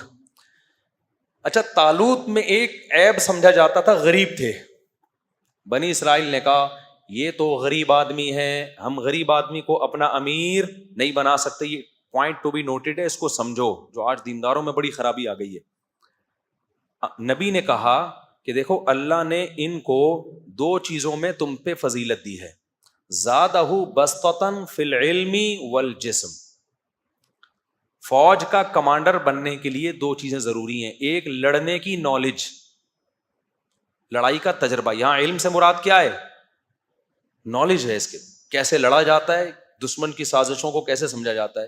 دوسری بات اس کی صحت اچھی ہو. ٹی بی کے مریض کو کمانڈر بولو نہیں بنایا جا سکتا, چاہے کتنا ہی نیک ہو. یہ نہیں کہا کہ یہ تم میں سب سے بڑے چونکہ بزرگ ہیں, ان کی تہجد کی رکعتیں سب سے بولو نا زیادہ ہیں اور روزے پابندی سے رکھتے ہیں. یہ بھائی ہو سکتا ہے بہت سارے بزرگ بنی اسرائیل میں ان سے بھی اچھے ہوں. کہا بھائی لڑائی کے لیے جو چیز چاہیے نا, ایک نالج ہونی چاہیے, تجربہ ہونا چاہیے, تجربے سے بھی نالج آتی ہے نا. دوسرا جسمانی صحت خاندانی ہونی چاہیے. تبھی تو ہم واگا بارڈر پہ جاتے ہیں نا, اپنے جب دیکھتے ہیں وہ لمبے لمبے قد تو اچھا لگتا ہے ہمیں کہ بھائی صحت. میں برما گیا, وہاں کی میں نے آرمی دیکھی, میں نے کہا یار ان کو تو گرفتار کرنے کا دل چاہ رہا ہے. وہاں سب بیچارے چھوٹے چھوٹے سے ہوتے ہیں, تو میں نے کہا ان کا میرا دل چاہ رہا ہے میں ان کو خود گرفتار کر لوں, لیکن خیر ان کے پاس بندوق بھی ہوتی ہے. تو یہ بھی ایک خوب سمجھ لو کہ جو کام جس سے لینا ہے نا, اس میں اس کی اہلیت کا ہونا ضروری ہے. آج یہ بھی ایک بڑا مسئلہ ہے, نیک اور بزرگی کو دیکھا جاتا ہے, یہ بھی دیکھا جائے گا. دوسرے نمبر پہ فقہائے کرام نے عقیدے کی کتابوں میں یہ مسئلہ لکھا ہے کہ مسلمانوں کا کمانڈر بنانے کے لیے, بادشاہ بنانے کے لیے, خلیفہ بنانے کے لیے اگر آپ کے پاس دو بندے ہوں, ایک کے پاس تجربہ ہے اور نالج ہے, اسے ملک چلانا آتا ہے, دوسرے کے پاس تقویٰ ہے, للہیت ہے, ملک چلانے کا تجربہ نہیں ہے, تو جو تجربے کار ہے نا اس کو فوقیت دی جائے گی. دیکھو ملک چلانا گاڑی چلانے سے زیادہ مشکل ہے یا نہیں ہے؟ مجھے ایک بات بتاؤ. ابے کیا ہو گیا بھائی, ملک چلانا گاڑی چلانے سے زیادہ مشکل ہے یا نہیں؟ آپ نے کبھی ایسا ہوا کہ گاڑی چلانے کے لیے 4 مہینے لگے ہوئے بزرگ کو بٹھا دیا کہ کوئی بات نہیں چلانی نہیں آتی لیکن اتنے پہنچے ہوئے ہیں نا, اللہ ان کی مدد کرے گا انشاءاللہ, کیونکہ بہت نیک ہیں لہذا اللہ ان کی مدد کرے گا. اور بھائی اللہ نے کب کہا کہ میں مدد کروں گا؟ وہ ٹھوک دے گا گاڑی کو. اس میں کوئی سٹا لگانے والا چرسی ہیروئنچی ہوگا نا, لیکن چلانی آتی ہوگی. آپ بولے کہ تو بیٹھ جا بھائی, وہ بزرگ بھی بولیں گے بیٹا تو چلا لے, میں پیچھے بیٹھ کے اللہ اللہ کر رہا ہوں. تو مقصد اللہ اللہ کا ہرگز مذاق اڑانا نہیں ہے. ذکر کی اسلام میں جتنی فضیلت ہے بے انتہا فضیلت ہے, لیکن جو جس کام کا اہل نہیں ہے اسے وہ کام سونپ دینا یہ تباہی اور بربادی ہے. اور یہ آج مارکیٹ میں ہول سیل کے حساب سے ہو رہا ہے, سمجھتے ہو.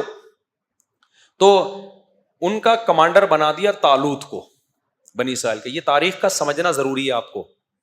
اب جب طالوت کمانڈر بنے ہیں, بنی اسرائیل نے کہا ہم نہیں مانتے, انہوں نے کہا ماننا پڑے گا بھائی, ان کے جسم بھی صحت بھی اچھی ہے اور علم بھی ان کے پاس زیادہ ہے. مجبوراً مانا انہوں نے. پھر جا کے لڑائی ہوئی ہے, لڑائی میں 1/3 تو بنی اسرائیلی ویسے ہی بھاگ, بلکہ 1/3 نہیں 2/3 بھاگ گئے. جنگ تھی وہ, اور اللہ کی نافرمانی بھی کی انہوں نے, میدان جنگ میں گناہ بھی کیا, گناہ سے اور حوصلہ پست ہوتا ہے. تو جب 2/3 تو بھاگ گئے, 1/3 رہ گئے, انہوں نے اللہ سے دعائیں مانگی, ربنا افرغ علینا صبرا, اے اللہ ہم پر صبر کو انڈیل دے, وثبت اقدامنا, اور ہمارے قدموں کو مضبوطی سے جما دے. یہ بڑا پیارا منظر ہوتا ہے خدا کی قسم, جب اللہ کا حکم ہو لڑنے کا اور آپ اللہ کے حکم پہ ٹھہرے ہوئے اور آپ کمزور ہو, پھر یہ دعائیں مانگنے کا بڑا لطف ہے. اے اللہ ہمارے قدموں کو جما دے, ہم پیچھے نہ ہٹیں. اللہ نے جمایا ان کے قدموں کو. سامنے بہت بڑا ان کا سردار تھا جالوت, وہ بھی ظاہر ہے علم میں اور جسم میں طاقتور تھا نا, تبھی تو اس کو کمانڈر بنایا تھا. اور جب کافر لوگ کمانڈر بناتے تھے نا تو پھر وہ شکل بھی دیکھتے تھے کہ جتنی ڈرونی شکل کا آدمی ہے نا اس کو بنایا جائے. یہ تو پھر بھی نہاتے تھے نا مسلمان, وہ لوگ تو نہاتے بھی نہیں تھے کہ وہیں سے بدبو سے ہی پوری فوج دیکھ کے بھاگ جائے دور. نہانا وہانا تو اب سیکھا ہے گوروں نے, 100-150 سال پرانا قصہ. اس سے پہلے کا خلافت عثمانیہ کے دور میں جب کوئی فرانس کا یا کوئی یو کے لندن وغیرہ کا شہزادہ آتا تھا نا, یا کوئی ملکہ بادشاہ سے ملکہ سے ملنے, تو تاریخی کتابوں میں لکھا ہوا ہے کہ اس کو پہلے واش روم میں سروس ہوتی تھی اس کی, اس کے بعد بادشاہ سے ملوایا جاتا تھا. ان میں رواج نہیں تھا. تو اب کیا ہوا ہے کہ اسی جو طالوت کی قوم میں جو ہے نا, طالوت کے جو ماتحتوں میں ایک فوجی تھے داؤد علیہ السلام, ان لوگوں میں تھے جو بھاگے نہیں تھے.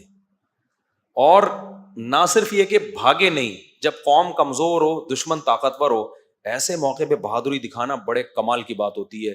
داؤد علیہ السلام نے ڈائریکٹ ہدف کس کو بنایا؟ جالوت کو. ایسے موقع پہ تو ہر آدمی کہہ رہا ہوتا ہے میں بس ہلکی ہلکی یوں نا تلوار چلاتا رہوں, نمبر آ جائے میرے اور جان بچ جائے. داؤد علیہ السلام نے کیا کیا؟ ہدف کس کو بنایا؟ جالوت کو. بڑی بہادری کی بات ہے. اور داؤد علیہ السلام عبادت گزار بھی بہت تھے. عبادت کے ساتھ یہ چیز ہو تو پھر مزہ ہے. آج جو عبادت زیادہ کرتا ہے اس سے چلا بھی نہیں جا رہا ہوتا, ہلا ہی نہیں جا رہا ہوتا. نیک اتنا ہوتا ہے, بیٹھتا ہے تو پولیس آتی ہے اس کو اٹھانے کے لیے. کولیسٹرول کا پورا ڈبہ بن چکا ہوتا ہے وہ. آپ ماضی اٹھا کے دیکھیں, صحابہ, تابعین. قرآن کیا کہتا ہے؟ وَكَأَمْ أَيٍّ مِّن نَبِيٍّ قَاتَلَ مَعَهُ رِبِّيُّونَ كَثِيرٌ. کتنے پیغمبر ہیں جن کے ساتھ اللہ والے مل کے لڑے ہیں. تو اللہ والے کیا کرتے تھے پہلے؟ ان پیغمبروں کے ساتھ مل کے لڑتے تھے. تو لڑائی کے لیے جسم کا ایکٹیو ہونا ضروری ہے یا نہیں ہے؟ اگر وہ ہر وقت تیجے 40ویں کی دیگیں پھوڑتے رہتے, حلوے, مانڈے, ربیع الاول کے مانڈے, پھر رجب کے کنڈے, اور پھر تیجے کے کنڈے, پھر فلانے کی دیگ کا ڈھکن, پھر وہ فلانے کی میلاد شریف, اگر یہ سب کچھ کر رہے ہوتے تو قرآن کیا کہتا؟ وَكَأَيٍّ مِّن نَبِيٍّ أَكَلَ مَعَهُ رِبِّيُّونَ كَثِيرٌ. معاذ اللہ, بہت سارے پیغمبر ایسے گزرے ہیں جن کے ساتھ ایسے اللہ والے لوگ تھے جو دیگوں کے ڈھکن کھولتے رہتے تھے اور دیگیں پھوڑتے رہتے تھے. قرآن تو کہہ رہے ہیں ان کے ساتھ ایسے اللہ والے لوگ تھے جنہوں نے تھوڑے تھوڑے ہو کے بھی بڑی بڑی طاقتوں کو شکست دی ہے. تو یہ جسم کی ایکٹیونیس کے بغیر, پھرتیلے پن کے بغیر, طاقت اور قوت کے بغیر ممکن نہیں ہے. تو یہ اسلام کا حصہ ہے اپنے جسم پہ محنت کرنا. پھوڑنے پھاڑنے کو نا مذہب سے نکال دو خدا کے لیے. رجب کے کنڈے, پھر ربیع الاول کے مانڈے, اور پھر 11ویں کے حلوے, اس پہ اسلام کا لیبل مت لگاؤ. اسلام کھانے کا حکم نہیں دیتا, اسلام روزوں کا حکم دیتا ہے. سمجھتے ہو؟ روزہ رکھنے والا ایکٹیو ہوتا ہے, پاور ہوتی ہے اس کی جسم میں. کھانے پینے والا ایکٹیو نہیں ہوتا, وہ گھی کا ڈبہ ہوتا ہے, کولیسٹرول کا ڈبہ ہوتا ہے. وہ آج جا رہے ہیں بہت سے, آپ کو لگے گا ڈھکن کھولنے کی دیر ہے, یہ خود دیکھ بن چکے ہیں. ایک تو نیچرلی کوئی موٹا ہو تو وہ تو اللہ کی طرف سے. میں نے بڑے بڑے علماء بزرگ دیکھے ہیں جو نہیں کھاتے لیکن قدرتی طور پہ جسم بھاری ہے. تو صحابہ میں بھی تھے, تابعین میں بھی تھے, اور بہت سارے اہل اللہ تھے ایسے. لیکن میں ان لوگوں کی بات کر رہا ہوں جو کھاتے ہیں, نہ دوڑتے ہیں نہ چلتے ہیں, کھا کھا کے عجیب حالت ہو گئی ہے. خیر, تو اب جب قتل کیا داؤد نے جالوت کو, تو ظاہر ہے ایک قوم وہ تھی جو 2/3 بھاگ گئے. اللہ کا ان پہ غضب ہوا کہ نہیں ہوا؟ تو اللہ کا جب غضب نافرمانوں پہ ہوتا ہے تو جو ایسے موقع پہ فرما برداری کرتے ہیں ان پہ رحمت بھی تو ہوتی ہے کہ نہیں ہوتی؟ تو رحمت اللہ کی اس پوری جنگ میں سب سے زیادہ داؤد علیہ السلام پہ ہوئی. یہ اس وقت پیغمبر نہیں, نبوت نہیں ملی تھی ان کو. اللہ کہتے ہیں انہوں نے جب بہادری سے لڑے اور جالوت کو قتل کر دیا, آتاہ اللہ الحکمہ, اللہ نے آپ کو نبوت بھی عطا کر دی, اور بالآخر بنی اسرائیل کے بادشاہ بھی کون بن گئے؟ داؤد. پوری خلافت کس کے ہاتھ میں آ گئی؟ بولو, داؤد علیہ السلام. آج بھی یہودی داؤد علیہ السلام کا, تو وہ ڈیوڈ کہتے ہیں, نام ہی چینج کر دیا انہوں نے, تو بہت زبردست تذکرہ کرتے ہیں. تبھی تو وہ داؤد علیہ السلام کی یادیں کرنے کے لیے کہ ہمارا کیا ماضی تھا. پھر جب داؤد علیہ السلام کو حکومت ملی ہے تو داؤد علیہ السلام کی قیادت میں پھر جہاد شروع ہوا. داؤد علیہ السلام کے بارے میں حدیث میں بھی ہے, قرآن میں بھی ہے, بے انتہا عبادت گزار. ساری زندگی داؤد علیہ السلام نے روزہ رکھا, ایک دن روزہ ایک دن ناغا, ایک دن روزہ ایک دن ناغا. یہ پوری زندگی داؤد علیہ السلام کا معمول تھا. اور پوری زندگی تہجد, اور قرآن, وہ جو زبور کی تلاوت کرتے تھے. اللہ نے آپ کو آسمانی کتاب بھی نازل کی آپ کے اوپر. ایسی خوبصورت آواز داؤد علیہ السلام کو اللہ نے عطا فرمائی کہ جب آپ زبور کی تلاوت کیا کرتے تھے تو پرندے آ کے ٹھہر جایا کرتے تھے. اور آپ کو اللہ نے ایک معجزہ دیا, کیونکہ ذکر بہت کثرت سے کرتے تھے. اگر مجاہدین سے یہ ذکر کا عنصر نکل جائے نا تو طاقت اور قوت تو رہ جائے گی لیکن جذبہ ختم. اس لیے اللہ نے جو لوگ اللہ کی راہ میں لڑتے ہیں ان کو ذکر کثرت سے کرنے کا حکم دیا ہے. تو داؤد علیہ السلام جب ذکر کرتے تو قرآن کہتا ہے یا جبال اوبی معہ والطیر، اے پرندوں اور اے پہاڑوں تم بھی داؤد کے ساتھ اللہ کا ذکر کرو. تو پہاڑوں سے بھی لا الہ الا اللہ کی آوازیں آتی تھیں. تو ایسا کھلے عام معجزہ تھا داؤد علیہ السلام کا. تو داؤد علیہ السلام نے کیا کیا؟ دے مار 4.5 گھوڑے لے کے پوری دنیا میں دوڑائے، ملکوں کے ملک فتح کرتے چلے گئے. آج یہ یہودی کہتے ہیں نا اسلام تلوار سے پھیلا ہے. بھائی جان یہودیت بھی کس سے پھیلی ہے؟ بولو، تلوار سے ہی پھیلی ہے. داؤد علیہ السلام نے جو پوری دنیا فتح کی ہے وہ کیا آپ کیا سمجھتے ہو کہ وہ محبت سے فتح کی ہے کہ ایکچولی ہم آپ کے کنٹری پہ آنا چاہتے ہیں سلسلے میں ہے بھائی؟ پھر داؤد علیہ السلام کی جب حکومت قائم ہوئی ہے، پورے دنیا میں تو نہیں ہوئی لیکن بہت سارے علاقے میں اللہ نے آپ کے ہاتھ میں لوہے کو نرم کر دیا. زریں بنایا کرتے تھے، جنگی ٹوپیاں بنایا کرتے تھے اور جنگی لباس پوری لوہے کی زریں وہ بنایا کرتے تھے داؤد علیہ السلام اپنے ہاتھوں سے، اور پھر فوجیوں میں بانٹتے تھے. پھر وہ پہن کے لڑائیاں ہوتی تھی تاکہ اثر نہ کرے تلوار. اسباب اختیار کر رہے ہیں کہ نہیں کر رہے؟ پھر داؤد علیہ السلام نے بہت ساری استغفر اللہ یعنی معذرت کے ساتھ شادیاں بہت زیادہ کی ہیں. یہ تورات میں ہی لکھا ہوا ہے تو میں کیا کہہ سکتا ہوں. خواتین غصہ ہوتی ہیں کہ شادیوں کا مضمون پتہ نہیں کہاں سے لے آتے ہیں. تو اللہ نے ان کو بہت زیادہ اولاد بھی دی. انہوں نے یہ نہیں کہا کہ 2 بچے ہوں لیکن تمیز کے ہوں، جیسے میں ایک تمیز کا اور اتنا نیک پرہیزگار، تو ایکچولی میرے جب 2 ہوں گے نا تو پھر وہ بہت زبردست طریقے سے ان کو میں پالوں گا اور اپنا جانشین بناؤں گا. یہ فلسفہ فیملی پلاننگ والوں کا ہے، اور یہ فلسفہ انہوں نے یہ دیا ہے کہ یہ ایک غلط بات گڑھی ہے کہ زیادہ تمیز کے ہو نہیں سکتے. حالانکہ یہ فلسفہ کیا ہے؟ غلط ہے. بدتمیز ہونے کو 1 انڈا وہ بھی گندا نکل سکتا ہے، تمیزدار ہونے کو تو 15 بھی صحیح ہو سکتے ہیں. تو یہ فلسفہ ان لوگوں کا بنایا ہوا ہے جس کی وجہ سے بچے ہی مارکیٹ سے شارٹ ہو گئے، تمیز تو دوری کی بات. یعنی اس چکر میں کہ نیک بچے پیدا ہوں، بچے ہی کیا ہو گئے؟ شارٹ ہو گئے. تو داؤد علیہ السلام کو اللہ نے بہت اولاد دی، بہت سارے. پہلے 4 سے بھی زیادہ کی اجازت تھی تو اسلام نے پابندی لگائی ہے 4 سے زیادہ نہیں کر سکتے. تو خواتین کو اسلام کا شکریہ ادا کرنا چاہیے، ورنہ پہلے تو اجازت تھی 4 سے بھی زیادہ کی. داؤد علیہ السلام کی 700 بیویوں کا تو تذکرہ ہمیں ملتا ہے آسمانی کتابوں میں. تو آپ لوگ خدا کے لیے ایک دم نا صحتیں نہیں ہیں، آپ لوگ ایک دم جوش. میں نے بتایا نا میرا ایک شاگرد تھا بہت باریک سا، بہت دبلا سا، اتنا دبلا تھا میں اس کو کہتا تھا جم جاؤ تھوڑا ویٹ لفٹنگ کرو. وہ کہتا تھا مجھ سے ویٹ نہیں اٹھتا. میں نے کہا تنکے کے 2 طرف بٹن لگاؤ، یوں کر کے اٹھایا کرو. تو جب بھی میں 2-3 شادیوں کی بات کرتا تھا نا وہ ایک دم جوش میں آ جاتا تھا، ایک دم خوش. میں کہتا بھائی ذرا آرام سے. میں نے کہا یار یہ تمہارے لیے آپشن نہیں. میں نے کہا تم شادی کرو گے 4-6 گلوکوز کی بوتلیں پہلے باہر رکھنا. مذاق کرتا تھا، اپنا شاگرد تھا وہ ہنستا تھا میرے مذاق پہ. تو اب داؤد علیہ الصلوۃ والسلام کو اللہ نے بیٹے دیے بنی اسرائیل میں، ان کا نام سلیمان. تو سلیمان علیہ السلام بھی بہت عالی شان پیغمبر، ان کو بھی کنگ سلیمان کہتے ہیں نا آج بھی گورے. ان کو ایسی بادشاہت ملی کہ ابا سے جو خلافت ملی تھی نا تو اس کو اور انہوں نے آگے پھیلا دیا، اور اتنا جہاد ہوا ہے. تو یہودیت بھی کیسے پھیلی ہے بھائی دنیا میں؟ تلوار سے ہی پھیلی ہے.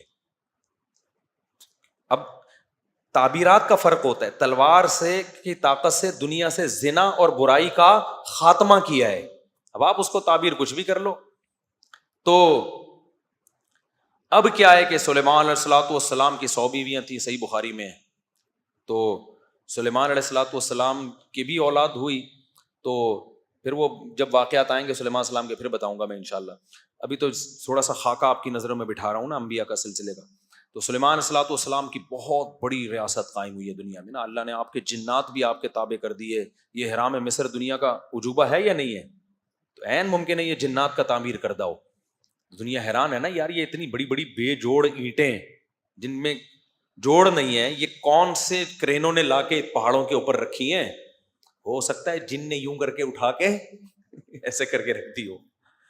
اور یہ بھی ممکن ہے کہ اس دور میں ٹیکنالوجی نے ترقی بہت زیادہ کر لی ہو، اس کا بھی پورا امکان ہے.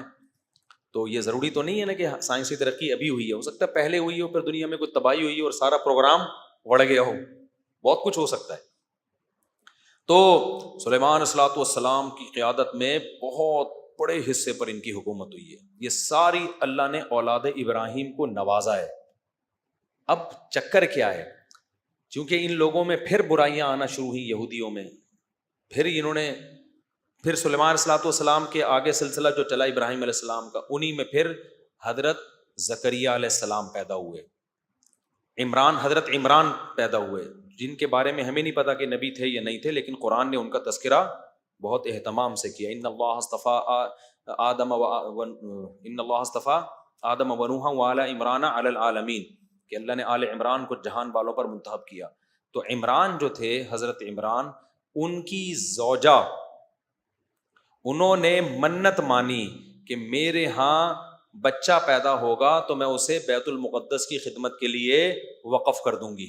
تو بچہ کے بجائے مریم پیدا ہو گئی، حضرت مریم. اچھا، حضرت زکریا علیہ السلام بھی بے اولاد تھے، اور یہ زکریا علیہ السلام تھے حضرت مریم کے خالو. سمجھ رہے ہیں؟ حضرت مریم کے خالو، یہ بھی بنی اسرائیل کے پیغمبر ہیں اور بہت زیادہ عبادت گزار تھے یہ. تو زکریا علیہ السلام کا زمانہ نبی صلی اللہ علیہ وسلم سے تقریباً 600 سال. زکریا علیہ السلام، حضرت مریم، حضرت عمران اور حضرت عیسیٰ، یہ 4 بزرگ شخصیات ہیں جن کا قرآن میں تذکرہ ملتا ہے. اور یہ چاروں نبی صلی اللہ علیہ وسلم سے تقریباً کتنا فاصلہ ان کا؟ 600 سال کا. ان میں پہلے حضرت زکریا اور یحییٰ علیہ السلام، ان میں پہلے حضرت زکریا ہیں، ان کی زوجہ کے بھانجی ہیں حضرت مریم. سمجھ رہے ہیں؟ حضرت مریم تھی حضرت زکریا کی زوجہ کی بھانجی، اور حضرت مریم کے بیٹے ہیں حضرت عیسیٰ، اور حضرت زکریا کے بیٹے ہیں حضرت یحییٰ. تو یہ 3 پیغمبر ہو گئے، حضرت زکریا، ان کے بیٹے حضرت یحییٰ، اور حضرت زکریا کی زوجہ کے بھانجی حضرت مریم اور ان کے بیٹے حضرت عیسیٰ. تو ان میں حضرت عیسیٰ، یحییٰ اور زکریا، یہ 3 پیغمبر ہو گئے، اور 2 بزرگ شخصیات ہو گئی ان میں، ایک حضرت عمران اور ایک حضرت مریم. سمجھتے ہو کہ نہیں سمجھتے؟ اور حضرت عمران کی زوجہ کو بھی آپ انہی میں شامل کر لیں، کیونکہ وہ بھی بہت بزرگ خاتون تھی. انہوں نے منت مانی کہ اللہ میرے بیٹا پیدا ہوگا تو میں اسے بیت المقدس کی خدمت کے لیے وقف کروں گی. تو بیٹے کے بجائے حضرت مریم پیدا ہو گئی. تو پھر وہ حیران ہوئی کہ لیس الذکر کالانثیٰ، ظاہر ہے جو کام بیٹے کر سکتا ہے وہ بیٹیاں نہیں کر سکتی. لیکن اللہ کے علم میں تھا کہ اللہ اس بیٹی کو ایسا نوازے گا کہ اس کا نام قیامت تک زندہ رہے. قرآن میں کسی عورت کا نام نہیں ہے سوائے مریم کے. ہر عورت کا جب اللہ تذکرہ کرتا ہے نا تو ان کے شوہر یا باپ کی طرف نسبت کر کے. حضرت آسیہ جو تھیں فرعون کی زوجہ، ان کو قرآن آسیہ نہیں کہتا، امرأۃ فرعون، فرعون کی بیوی. اس سے بھی پتہ چلتا ہے کہ عورت کی پہچان کس سے ہے؟ مرد سے ہے، یا باپ سے یا شوہر سے. نسبت اللہ اسی کی طرف کرتا ہے. اور نوح علیہ السلام کی بیوی کافرہ تھی. قرآن کیا کہہ رہا ہے؟ نام نہیں لے رہا، امرأۃ نوح، نوح کی بیوی نے کہا. لوط علیہ السلام کی بیوی کافرہ تھی، نام نہیں لیا قرآن نے، امرأۃ لوط، لوط کی بیوی کہا. آدم علیہ السلام کی زوجہ جو ہماری ماں تھیں، نام اللہ نے حوا ان کا بیان نہیں کیا، بلکہ اسکن انت و زوجک، اے آدم تو اور تیری زوجہ. تو اس لیے خواتین کو چاہیے کہ اپنے گھر کے مردوں کو تھوڑا سا پروٹوکول دے دیا کریں. لبرل بننے کی کوشش گوروں کی طرح نہ کریں. مرد کو اس سے خوشی ہوتی ہے جب عورت کہتی ہے میں فلاں کی وائف آپ سے بات کر رہی ہوں، میں فلاں کی بیٹی بنت فلاں بات کر رہی ہوں، تو آدمی کا دل تھوڑا چوڑا ہو جاتا ہے، پھر وہ عورت کو اپنا سمجھنا شروع کر دیتا ہے. اور اگر کہے کہ میں مسٹر فلانی بات کر رہی ہوں، میاں کہے گا میں کس سلسلے میں آیا ہوں پھر یہاں پہ. اور یہ گوروں نے بھی تھا، مرسز فلاں تھا، چلتا تھا نا گوروں میں، جب تک ان کا فیملی سسٹم چل رہا تھا نا، مرسز، وہ بھی نام نہیں لیتے تھے. یہ چند سال پہلے کی بات ہے، اب تو گوروں نے بھی مرسز ورسز ختم. تو صرف حضرت مریم کا نام لیا ہے قرآن نے. اس میں کیا حکمت ہے؟ کیونکہ قرآن بالکل واضح کہنا چاہتا ہے کہ عیسیٰ مریم کے بیٹے ہیں، مریم کے. وہاں اگر فلانی بنتے تو کنفیوژن پیدا ہو سکتی تھی. اس سے بھی پتہ چلتا ہے کہ جہاں کنفیوژن کا خطرہ ہو نا، پھر عورت کا نام لیا جائے گا، پھر شرم و حیا نہیں ہوگی. جیسے نکاح جب پڑھاتے ہیں تو اس میں لڑکی کا نام اناؤنس کیا جاتا ہے، اس میں یہ نہیں ہو کہ فلانے کی بیٹی اور فلانے کو پتہ نہیں کتنی بیٹی ہیں، کون سی والی کو ہو رہا ہے کون سی کا نہیں ہو رہا. جہاں ضرورت ہوگی وہاں نام اناؤنس کیا جائے گا، جہاں ضرورت نہیں ہوگی تو عورت کا نام چھپا دینا یہ بہتر ہے. اس کی نسبت کس کی طرف کر دی جائے؟ اس کے اللہ نے مردوں کو بڑی عزت دی ہے اور اس میں عورت کا بھی فائدہ ہے. عورت اگر مردوں کو رسپیکٹ دے گی نا تو مرد کا دل کیا ہوگا بھائی؟ بڑا ہوگا، پھر اس کے لیے قربانی دے گا. اور اگر اس کی آنکھوں میں آنکھیں ڈال کے بات کرے گی تو پھر آدمی تو پاورفل ہے بھائی، وہ پھر عورت کو رسپیکٹ نہیں دے گا. وہ کہے گا جب تم ہمارے جیسی تو ہم بھی پھر ٹھیک ہے، ہم تھوڑی تمہارے لیے قربانی دیں گے. وہ تو اب کیا ہوا، جلدی سے بات کو سمیٹتا ہوں. زکریا علیہ الصلوۃ والسلام کی بھی اولاد نہیں تھی اور حضرت تو اس خاندان میں نا اللہ نے کوئی خاص رحمتیں کی، کیونکہ بنی اسرائیل کے یہ سلیکٹڈ لوگ تھے. ان کی خاصیت کیا تھی؟ قرآن کہتا ہے کانوا یسارعون فی الخیرات. حضرت عمران ان کی زوجہ، حضرت زکریا ان کی زوجہ، یہ جو خاندان تھا یہ راتوں کو اٹھ کے عبادت کیا کرتے تھے اور ہم سے دعائیں مانگا کرتے تھے، رغبا و رہبا، جہنم کے خوف سے اور جنت کی لالچ میں. تو کسی خاندان کو اگر سلیکٹڈ بنانا ہے نا اللہ کی نظر میں تو اس میں تہجد کا رواج بہت ضروری ہے. کسی بھی خاندان میں اگر یہ رواج ہے نا رات کو اٹھ کے دعائیں مانگتے ہیں، اور دعائیں کیا یہ نہیں کہ فلانے کی جاب لگ جائے وہ بھی مانگے آپ، اصل کیا ہے کہ آخرت کی فکر ہو، تو یہ پھر وہ خاندان ہے جو اللہ کی نظر میں بہت زیادہ منتخب ہے. پھر ان کے ساتھ معجزے کرامتیں ہوتی ہیں. تبھی جب زکریا علیہ السلام کو اللہ نے خوشخبری سنائی کہ آپ کی اولاد ہوگی تو وہ حیران ہونے لگے. ابراہیم علیہ السلام کو جب خوشخبری سنائی آپ کی اولاد ہوگی حیران ہونے لگے. ان کی بیوی حیران ہونے لگی کیسے؟ تو اللہ نے فرمایا بھائی تم پر اللہ کی رحمتیں ہیں، برکتیں ہیں. اور پھر اللہ نے بھی فرمایا یسارعون فی الخیرات، یہ لوگ نیکیوں میں ایک دوسرے سے آگے بڑھتے تھے اور ہمیں راتوں کو اٹھ اٹھ کے پکارا کرتے تھے. تو جب تم یہ ایسا کام کر رہے ہو جو پبلک نہیں کرتی تو میں بھی تمہارے ساتھ وہ کام کروں گا جو پبلک کے ساتھ نہیں کرتا. پبلک میں جب تک شادی نہیں ہوتی اولاد نہیں ہوتی، مریم تجھے شوہر کے بغیر میں بیٹا دوں گا. پبلک میں 90 سال کے بوڑھوں کو اولادیں بولو نہیں ملتی. لیکن بھائی آپ پبلک سے ہٹ کے کچھ الگ کام کر رہے ہو تو آپ کو 90 سال میں بھی اللہ کیا دے گا؟ اولاد دے گا. تو یہ زکریا علیہ السلام اور عیسیٰ علیہ السلام تک ہم نے سلسلہ بیان کیا. وقت چونکہ بہت زیادہ ہو گیا، اب کل میں انشاءاللہ زکریا علیہ السلام اور حضرت مریم اور عیسیٰ علیہ السلام کے جو اللہ نے سورہ مریم میں واقعات سنائے ہیں وہ میں انشاءاللہ ڈیٹیل سے بتاؤں گا. اور یہودی جو کہہ رہے تھے نا کہ ہم نے اتنی دنیا پہ حکومت کی ہے، آج بھی یہودی کہتے ہیں ہم تو اللہ کے سلیکٹڈ لوگ ہیں، ہم میں ایسے ایسے پیغمبر گزرے. تو اللہ بتائے گا کہ تم لوگوں نے ناشکری کی انتہا کی ہے، ان پیغمبروں کی تم نے قدر نہیں کی، جس سے اللہ نے یہ خلافت چھین کے اسماعیل علیہ السلام جو حضرت ابراہیم کے دوسرے بیٹے تھے نا جو مکہ میں پلے تھے ان کے حوالے کر دیے. اب یہ اہل اسلام کا دین ہے جس کو فالو کیا جائے گا تو نجات ملے گی. اب یہودیت کو فالو کرنے میں نجات نہیں ملے گی. لیکن یہودیوں کو حسد ہے، وہ اپنا ماضی یاد کرتے ہیں، جی سلیمان اور داؤد او بھائی وہ تھے، وہ اب نہیں. اور ان کا بھی تم نے حشر کیا کیا تھا، ان کا تم نے میجورٹی نے ان کے ساتھ کیا کیا ہے، تو اس کا کی سزا تم پہ ملی ہے کہ اللہ نے تم سے خلافت اور حکومت چھین لی. تو اب ہم انشاءاللہ کل جو ہے یہ سورہ مریم کو، اس میں جو اللہ نے آیات بہت دلچسپ آیات ہیں، آپ لوگ کل آئیں انشاءاللہ. اللہ تعالیٰ سمجھنے کی عمل کی توفیق عطا فرمائے.